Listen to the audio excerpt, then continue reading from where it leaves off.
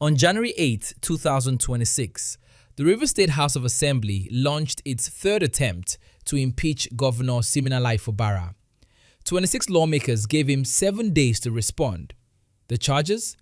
Demolishing the assembly complex, spending without approval, refusing to comply with Supreme Court rulings. Third time since May 2023. If you're watching from outside Nigeria, this sounds like standard dysfunction. Another governor, another scandal. But ask someone who's followed Nigerian politics closely. They won't point to 2026. They won't point to 2023. They will point to colonial-era patterns. Oil wealth in the 1970s, the flawed 1999 transition. They will tell you what's happening in Rivers State is not an aberration. It's the system working as designed.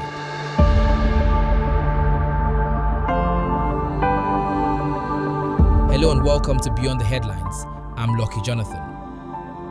The news tends to give you the what, but rarely the why. On this show, we go beyond the what and the why to the how it became. The Rivers crisis is reported as personal feud. Fubara versus his predecessor Nyesom Wike, now FCT minister. That's incomplete. What's actually unfolding is the latest chapter in a phenomenon that has defined Nigerian democracy since 1999, political Godfatherism. Today we're exploring what Godfatherism really is, why colonial rule planted its seeds, how 1999 supercharged it, and why this battle reveals that despite 2 decades of democracy, elected officials serve their benefactors rather than voters. But first, what are we talking about? Godfatherism isn't just political support, it's binding and extractive. Political Godfatherism goes beyond typical networks. Wealthy, connected individuals use money, influence, and violence to determine who gets nominated, who wins, how resources get allocated. Godfathers don't support candidates. They own them through binding agreements. The documented terms are extreme. Chris Ngige case in Anambra 2003, the Godfather demanded 60% of all state allocations plus appointments plus contracts. Lamidi Adedibu, the garrison commander of Oyo, demanded 15 to 25% of the security vote, about 15 million naira monthly. These aren't campaign contributions, they are ownership stakes. The mechanics are predictable. Politicians approach godfathers seeking nomination. Godfathers vet for loyalty, not competence. Agreements are signed, sometimes in writing, sometimes sealed with oaths at shrines. Godfathers finance campaigns, deploy thugs, cult groups, corrupt officials. Victory through vote buying, ballot snatching, fabrication. After installation, the godson surrenders control, appointments, contracts, state revenues. Where did this come from? Go back more than a century. British colonialism didn't displace patron-client traditions, it institutionalized them.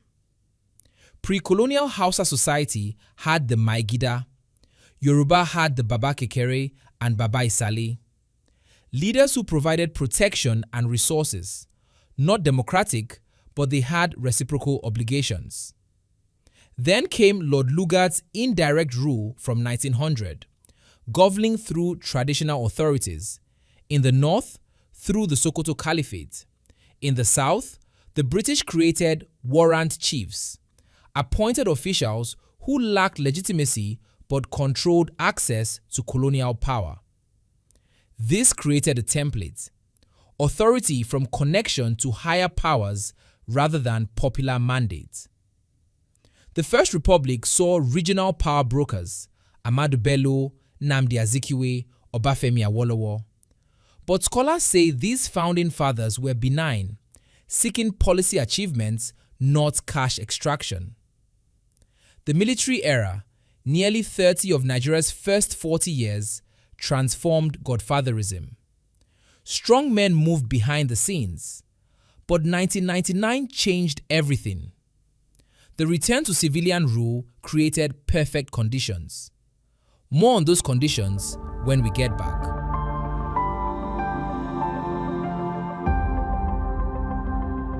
Welcome back. The transition was an elite bargain. After dictator Sani Abacha died in 1998, political parties had no institutional depth. Electoral bodies had no democracy. Record oil prices created unprecedented resources.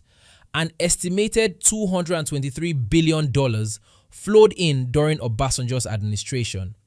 Control of governorships became enormously lucrative. Election quality collapsed. Carter Center reported that 1999 elections made accurate judgment impossible. The 2003 elections were pervasively rigged than 1999, far more bloody. EU observers called the 2007 elections among the worst in the world. This environment made godfathers indispensable. A new generation emerged. Chris Uba in Anambra, Lamidi Adedibu in Oyo, Bola Tinubu in Lagos. Unlike founding fathers, these operated openly extractive systems. The Uba Ngige saga reveals how deep this goes. Before 2003, Ngige was taken at midnight to Okija shrine. He swore an oath to Uba as leader of the cronies. Ngige claimed he was forced. Uba made him sign undated resignation letters, recorded videos, insurance policies. Conflict erupted weeks after Ngige took office, May 29, 2003. Ngige refused demands. 3 billion naira immediately, 2.5 billion as installation cost. Uba responded with force. In July 10, 2003, armed police abducted the sitting governor from his office. Forged resignation letter presented to assembly. Accepted. Ngige escaped by speaking to his driver in their native language. Vice President Atiku at the time then secured his release. In August 2004, police raided the infamous Okija shrine. Over 70 dead bodies and skulls were found. Registers with politicians' names. Oaths sworn over human remains. Bola Tinubu represents evolution, not crude extraction. He built an institutionalized system. The Governance Advisory Council controls Lagos APC. His model uses party primaries and marginalization, not violence. When Governor Ambode gave waste contracts to a foreign company in 2018, cutting off APC contractors, he was deemed disloyal. Party leaders warned delegates, do not vote for Ambode. Result? Ambode, 70,901 votes. Sanwo-Olu, 970,851 votes. Biggest defeat ever for a sitting governor. Tinubu's model proved resilient, led directly to the presidency in 2023. Godfatherism, when practiced skillfully, scales, which brings us to rivers. Extraordinary oil wealth, Nigeria's petroleum hub. Here's the pattern. Every Rivers governor since 1999 broke from his predecessor. Odili broke from Harry. Amechi broke from Odili. Wike broke from Amechi. Now, Fubara is breaking from Wike. The cycle is structural. Resources create irresistible incentives for independence. Wike governed 2015 to 2023, built the Rainbow Coalition.